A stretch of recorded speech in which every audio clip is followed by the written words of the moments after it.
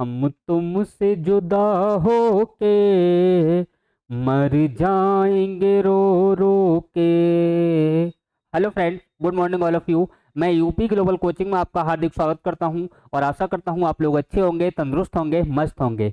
दोस्तों, आज हम जिस टॉपिक पर डिस्कस करेंगे वो हमारा मिडिवल हिस्ट्री का पार्ट है। मध्यकालीन भारत के इतिहास पर दोस्तों आज हम डिस्कस करेंगे। और मध्यकालीन इतिहास का जो भाग है दोस्तों, इसको दो भागों में बांट के पढ़ना है। पहला पार्ट जो होगा दोस्तों, ये क्या होगा, दिल्ली सल्तनत। और दूसरा पार्ट जो होगा दोस्तों, वो क्या होगा, आपका मुगल वंश या मुगल साम्राज्य। दोस्तों, सबसे पहले हम दिल्ली सल्तनत की बात करेंगे। दिल्ली सल्तनत की स्टार्टिंग किस तरीके से होती है, आइए दोस्तों सबसे पहले इसको हम समझते हैं। दोस्तों, अगर हम यहाँ पे देखें दिल्ली सल्तनत को, तो दिल्ली सल्तनत में आपको जो दोस्तों ध्यान रखना है, तो एक नाम आपको मिलेगा मोहम्मद गौरी। क्या नाम मिलेगा, मोहम्मद गौरी।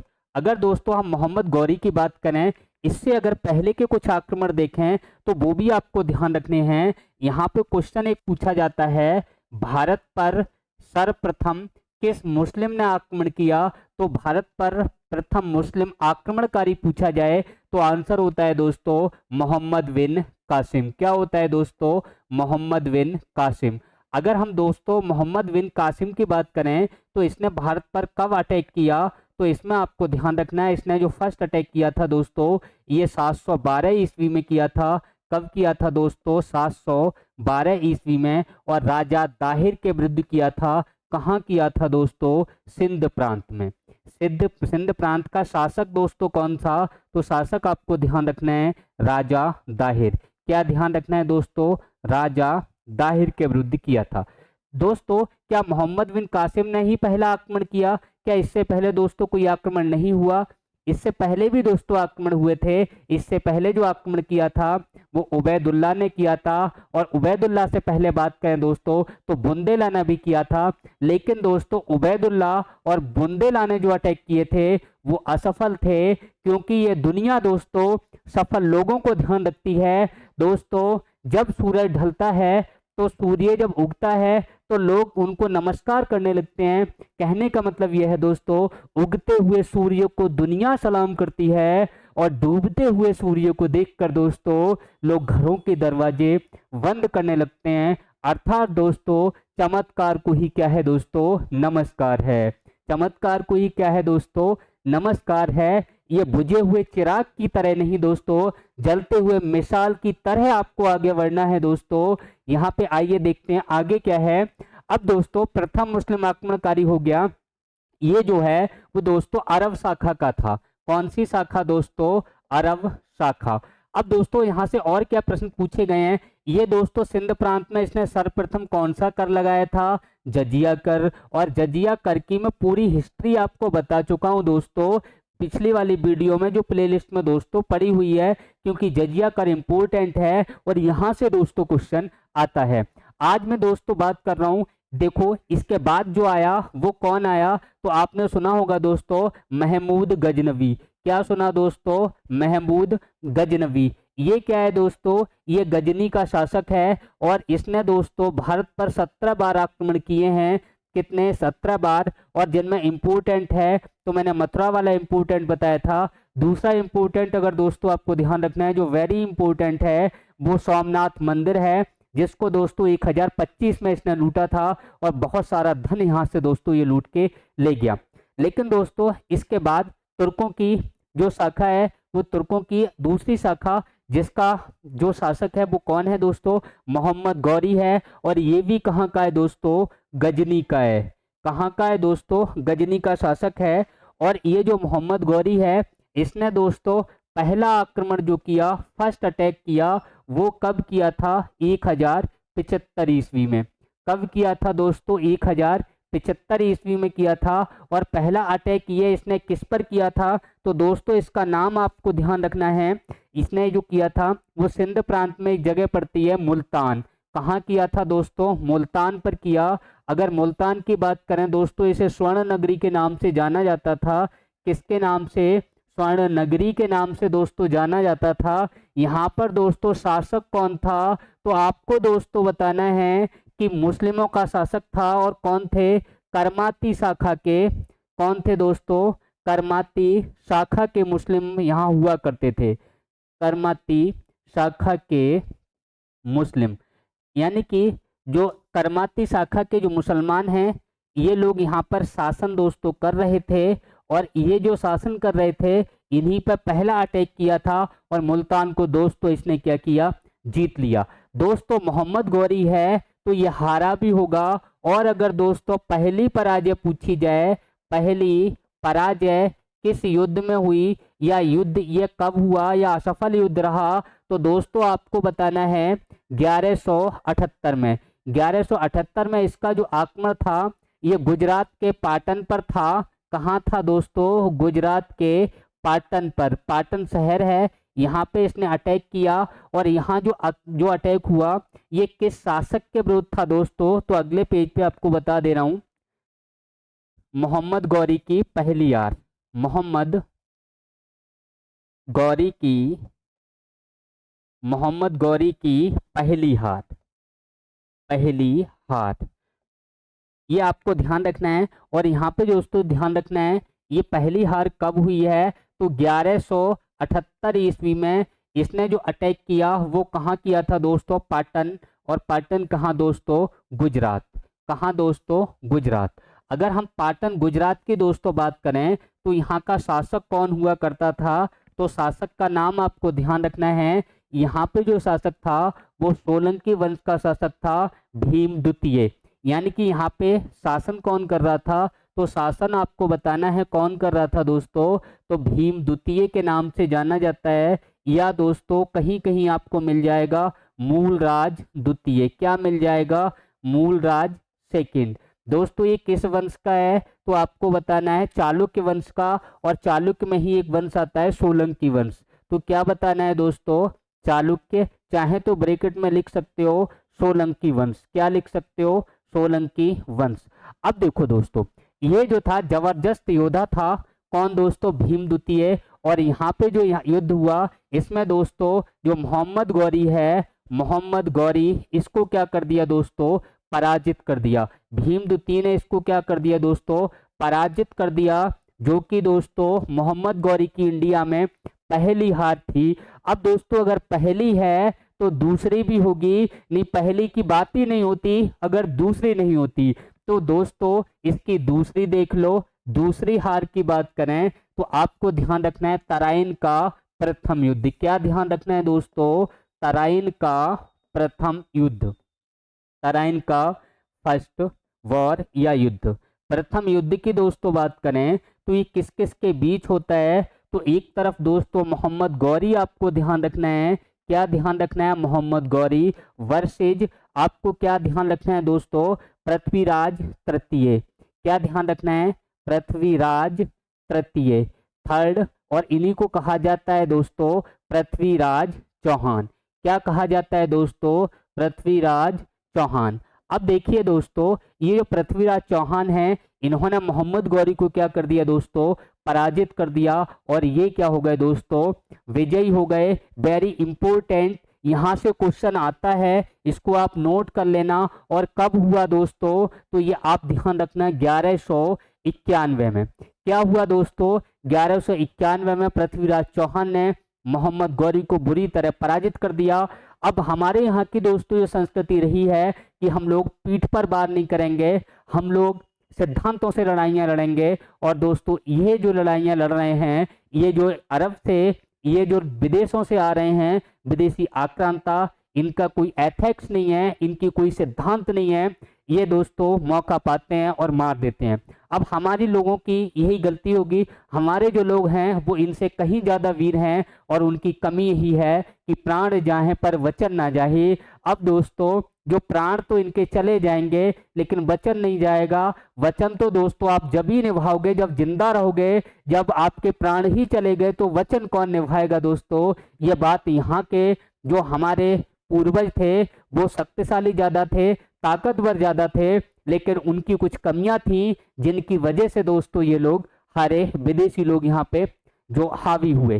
वो कारण भी देखेंगे दोस्तों अभी। तो एक तो ध्यान रखना है पानीपत का प्रथम युद्ध 1191 में मोहम्मद गौरी और पृथ्वीराज चौहान के बीच या पृथ्वीराज तृतीय के बीच।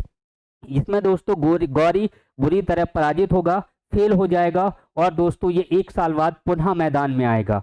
दोस्तों इधर जो पृथ्वीराज चौहान हैं, इन्हें तो पता है कि एग्जाम में चुटकियों में क्लियर कर देता हूं, और इन्होंने दोस्तों 1900 इसमें 1100 जो 91 वाला है इसको क्लियर कर दिया। लेकिन दोस्तों दूसरा वाला जो एग्जाम होगा, जो दोस्तों 1192 में होगा, जो तराइन के दूसरे युद्ध के नाम से जाना जाएगा, उसमें भाई साहब फेल हो जाएंगे और फेल होने के भी कुछ कारण रहेंगे। देखिए दोस्तों, देखते हैं तराइन का दूसरा युद्ध। क्या दोस्तों? तराइन का सेकेंड युद्ध, द्वितीय युद्ध, ये कब हुआ दोस्तों?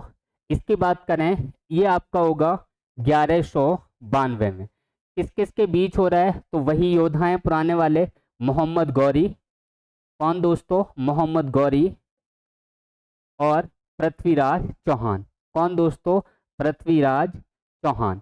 अब दोस्तों यहाँ पे क्या है, यहाँ पे अगर आप देखेंगे तो चक्कर ये है दोस्तों कि जो पृथ्वीराज चौहान हैं, इन्हें ये तो पहले से ही कॉन्फिडेंस में हैं कि मैं तो दोस्तों ये एग्जाम क्लियर कर ही दूंगा, ये कोई तैयारी करेंगे नहीं, तैयारी दोस्तों छोड़ बैठे हैं, और ये दोस्तों दुगनी मेहनत करेगा। और होगा क्या दोस्तों, इस युद्ध में, तराइन के द्वितीय युद्ध में दोस्तों, जो मोहम्मद गौरी है इसका क्या होगा, यहाँ पे विजयी होगा और पृथ्वीराज चौहान दोस्तों पराजित होंगे। जैसे ही भाई साहब पराजित होंगे तो इनकी क्या कर दी जाएगी दोस्तों, हत्या कर दी जाएगी।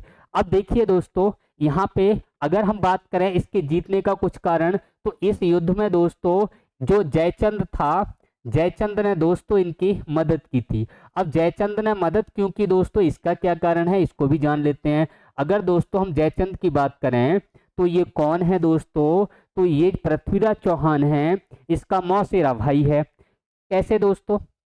यहाँ पे देखिए एक क्वेश्चन पूछा जाता है, दिल्ली की स्थापना किसने की। क्वेश्चन पूछा जाता है दोस्तों, दिल्ली की स्थापना किसने की। अगर दोस्तों दिल्ली की स्थापना की बात करें तो यहाँ पे जो इंपॉर्टेंट क्वेश्चन है एग्जाम में पूछा गया है, अनंगपाल तोमर। किसने दोस्तों? अनंगपाल तोमर ने की। अगर दोस्तों अनंगपाल तोमर की बात करें तो इन्होंने दिल्ली की स्थापना की, और इनके भाई साहब लड़कियां ही लड़कियां हैं, इसके लड़का कोई नहीं है। अनंगपाल तोमर के 2 लड़कियां हैं, दोनों की शादी कर दी। एक की दोस्तों राजस्थान में कर दी और एक की दोस्तों कन्नौज में कर दी।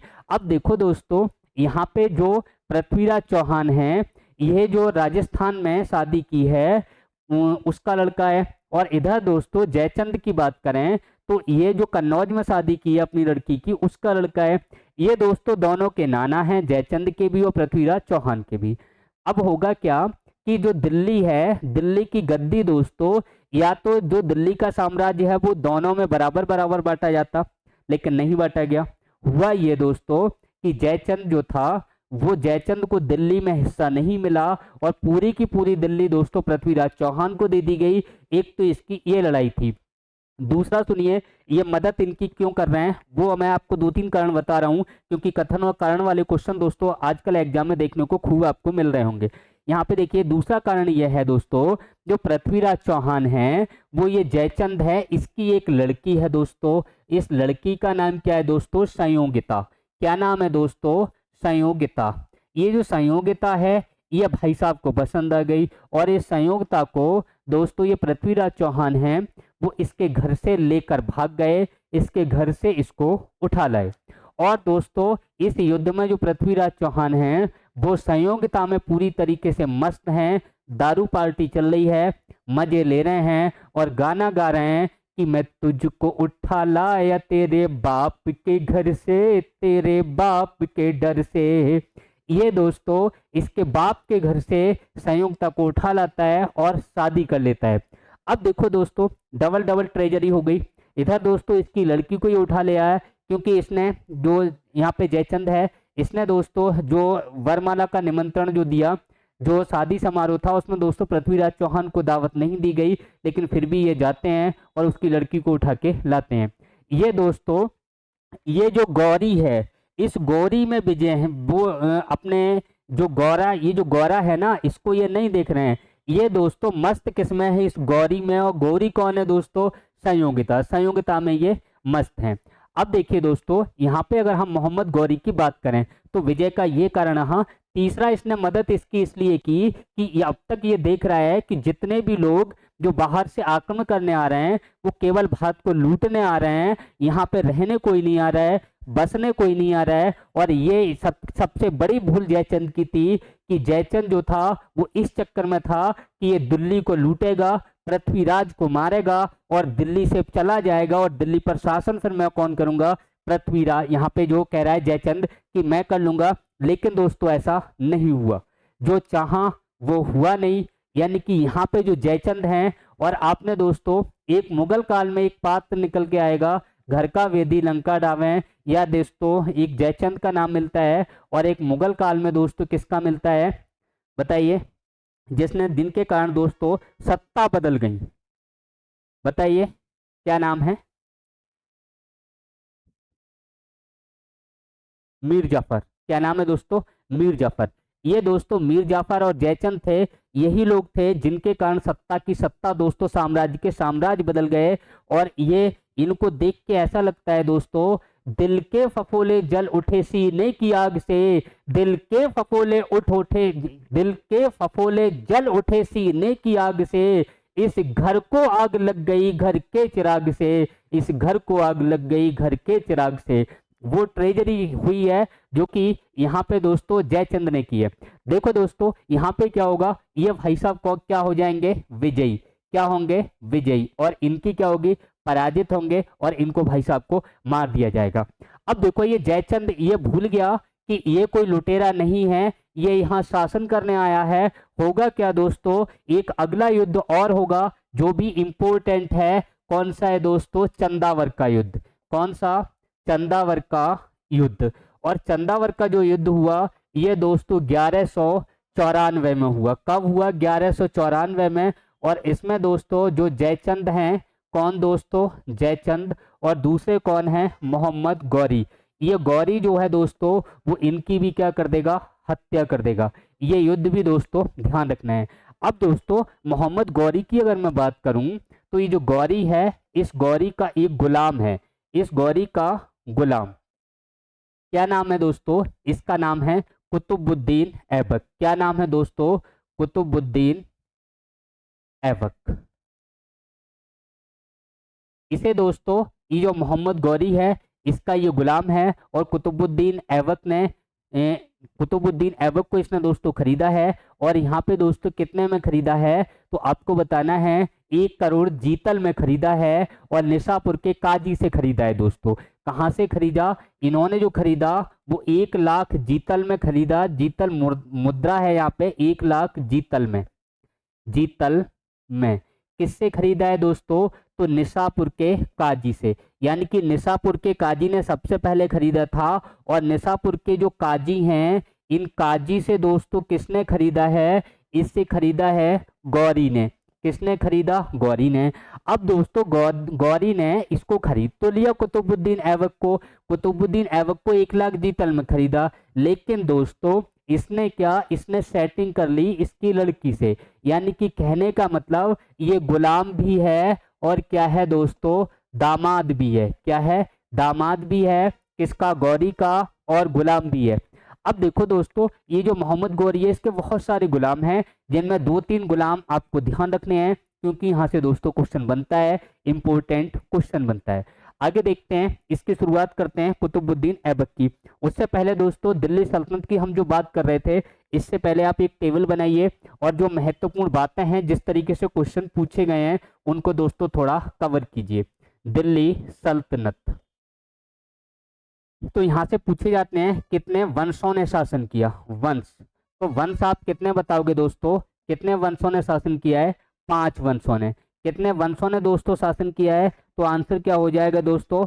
5 वंश हो जाएंगे। और इनको दोस्तों ये शासन कब से कब तक चला है तो आपको बताना है। ये दिल्ली सल्तनत कब से कब तक चली है तो दोस्तों 1206 से दोस्तों 1526 तक। और 1526 में दोस्तों मुगल सत्ता यहाँ पे स्थापित हो जाएगी, बाबर आ जाएगा। कौन आ जाएगा दोस्तों? बाबर।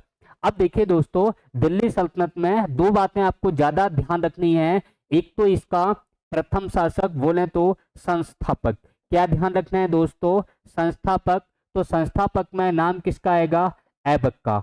और अगर दोस्तों दिल्ली सल्तनत का अंतिम शासक पूछा जाए, अंतिम शासक, तो आंसर क्या होता है, बहलोल लोदी।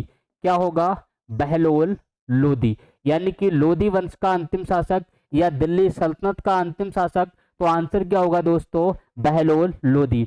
दूसरी बात, 5 जो यहाँ पे वंश हैं दिल्ली सल्तनत में, वो कौन कौन से वंश हैं दोस्तों, उनको थोड़ा डिस्कस करना है आपको, क्योंकि यहाँ से भी दोस्तों क्वेश्चन आता है। 5 वंश हैं, उनकी ट्रिक मैं आपको लिखवा दे रहा हूं, क्योंकि बिना ट्रिक के भी दोस्तों काम नहीं चलने वाला। अब दोस्तों अगर हम ट्रिक की बात करें तो आपको ध्यान रखना है, जी के टी का सैयद लोदी। क्या दोस्तों, जी के टी का सैयद लोदी, लोदी।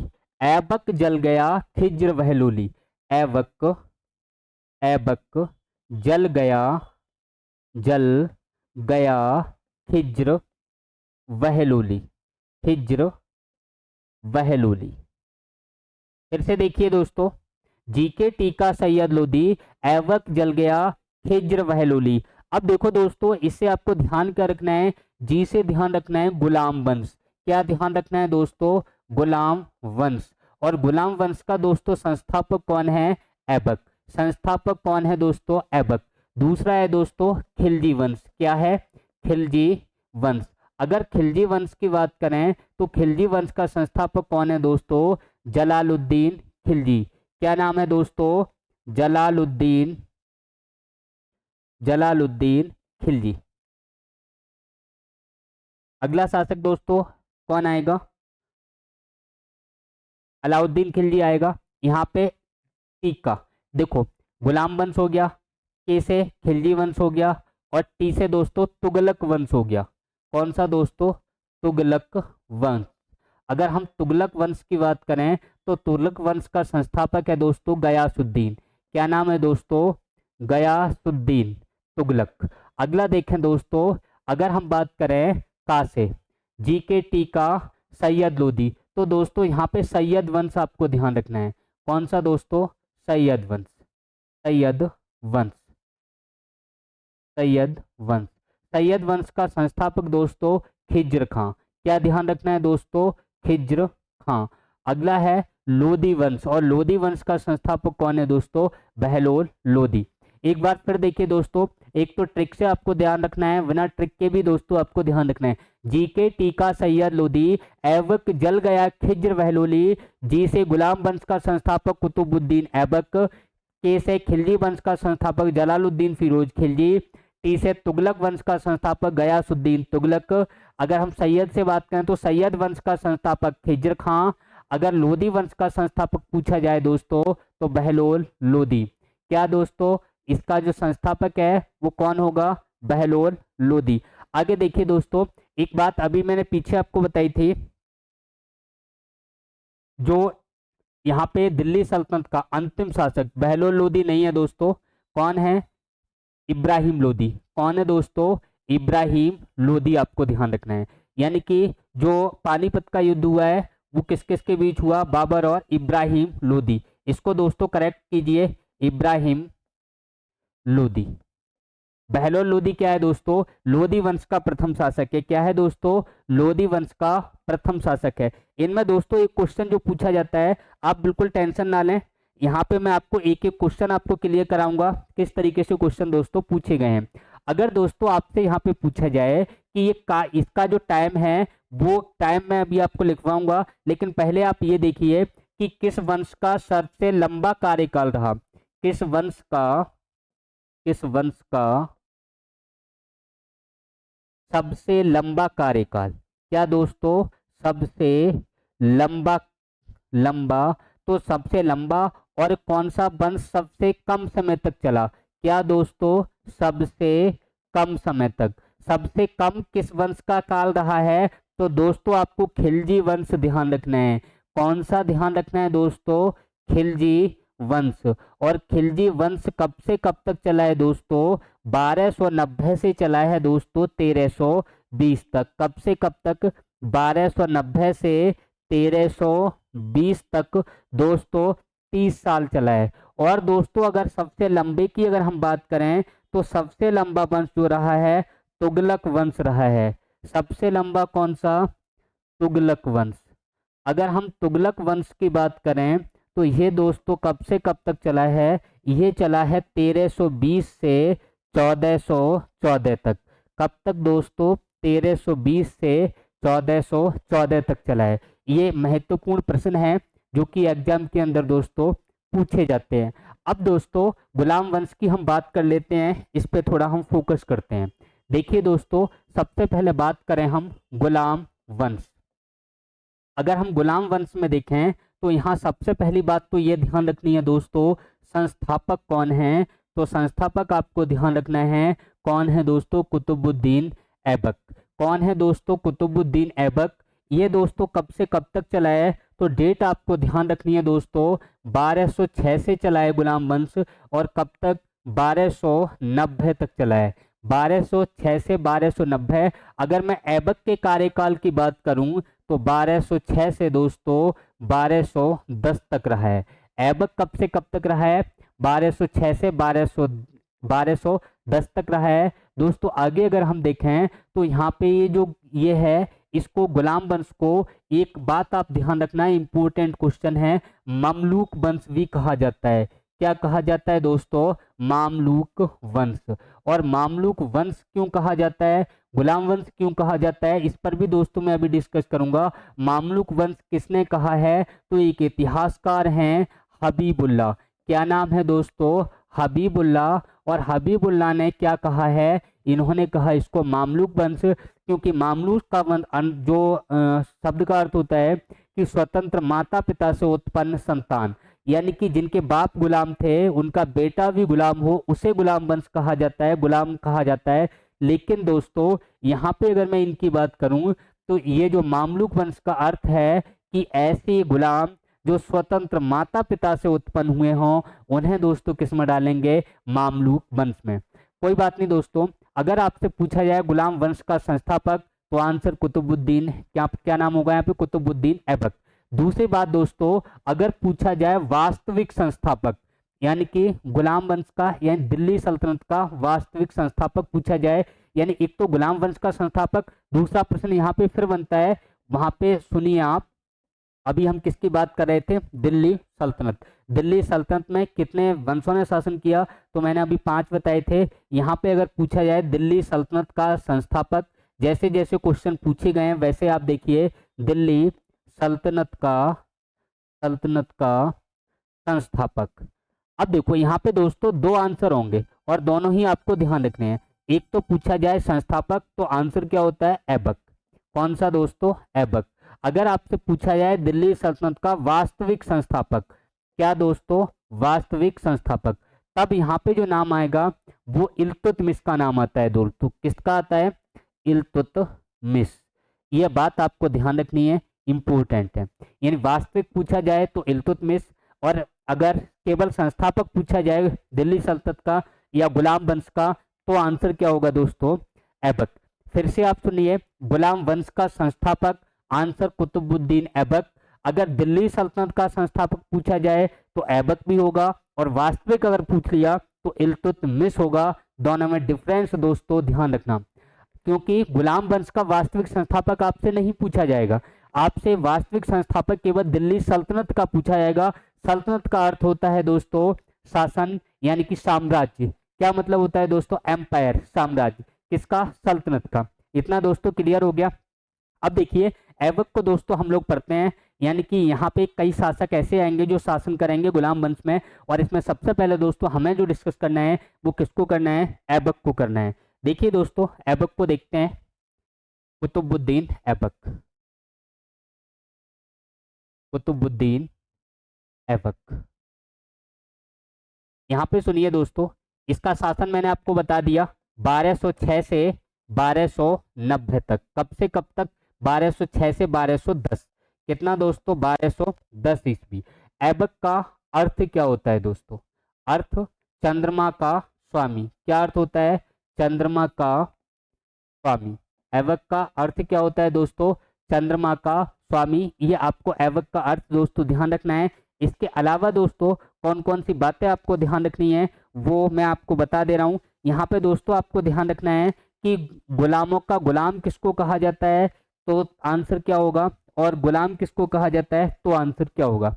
अब देखिए दोस्तों, ये जो कुतुबुद्दीन ऐबक है, इसने दोस्तों एक तो अच्छी बात ये थी, ये गुलाम है और दामाद है। गुलाम प्लस दामाद किसका दोस्तों, तो आपको बताना है ये किसका, कुतुबुद्दीन ऐबक किसका गुलाम एवं दामाद है, तो गौरी का। किसका दोस्तों, गौरी का। और यही कारण था कि जो दामाद है, दामाद को दोस्तों हमारे यहाँ विशेष इज्जत दी जाती है। तुम जीजा प्यारे हो, सारे जग से न्यारे हो, दामाद की तो स्पेशल इज्जत होती है दोस्तों। तो यहाँ पे क्या हुआ कि ये जो गौरी है, गौरी के अन्य दास भी हैं, लेकिन गौरी ने दोस्तों शासक किसको बना दिया दोस्तों, कुतुबुद्दीन ऐबक को। किसको बना दिया, कुतुबुद्दीन ऐबक को। अब आगे क्या होगा दोस्तों, यहाँ पे जो पूछे जाते हैं कि इस ये क्या है, तो इसमें आपको ध्यान रखना है दिल्ली सल्तनत का संस्थापक, दिल्ली सल्तनत का संस्थापक, सल्तनत का संस्थापक। आप टेंशन मत लीजिए, आपको सारा का सारा मैटर क्लास में ही दोस्तों याद हो जाएगा, बिल्कुल परेशान होने की जरूरत नहीं है। एक एक बात जो एग्जाम के लिए महत्वपूर्ण है उसको दोस्तों हम सारी बातों पर डिस्कस नहीं करेंगे, हम केवल उन्हीं बातों पर डिस्कस करेंगे जिनसे क्वेश्चन पूछे गए हैं या दोस्तों क्वेश्चन पूछे जाने की दोस्तों क्या है, संभावना है। आगे देखते हैं दोस्तों, यहां पे आपको ध्यान रखना है, हाँ इसने सुल्तान की उपाधि धारण नहीं की, सुल्तान की उपाधि धारण नहीं की। अब धारण नहीं की तो कौन सी उपाधि धारण की वो भी तो बताओ। तो यहाँ पे इसने जो उपाधि धारण की है वो उपाधि आपको ध्यान रखना है दोस्तों, कौन सी उपाधि धारण की है, तो उपाधि में आपको ध्यान रखना है यानी कि सिपह सालार की और किसकी दोस्तों, बताइए इसने जो उपाधि धारण की वो कौन सी उपाधि धारण की है, मलिक और सिपह सालार। क्या ध्यान रखना है, मलिक और सिपह सालार, सिपह सालार ये उपाधि धारण की है। इसके अलावा इसकी और अन्य उपाधियां क्या हैं उनको थोड़ा समझते हैं। अगर अन्य उपाधियों की बात करें तो इसे क्या क्या उपाधि जनता के द्वारा दी गई हैं, इसे दोस्तों अगर हम देखें तो हातिम द्वितीय के नाम से जाना गया। क्या दोस्तों, हातिम द्वितीय। हातिम द्वितीय क्यों कहा गया, क्योंकि उदार हृदय के कारण, यानी कि उदार हृदय के कारण। क्या कहा गया दोस्तों, उदार हृदय होने के कारण हातिम द्वितीय कहा गया। इसको दोस्तों क्या और किस उपाधियों के नाम से जाना गया, तो आपको ध्यान रखना है इसे दोस्तों लाख बख्श कहा गया और दोस्तों कुरान खां कहा गया। क्या कहा गया दोस्तों, कुरान खां। और दूसरा क्या कहा गया दोस्तों, लाख बख्श। क्या कहा गया, लाख बख्श। क्यों कहा गया ये भी सुन लो दोस्तों। अगर हम कुरान खां की बात करें तो कुरान का सुरीली आवाज में, सुरीली आवाज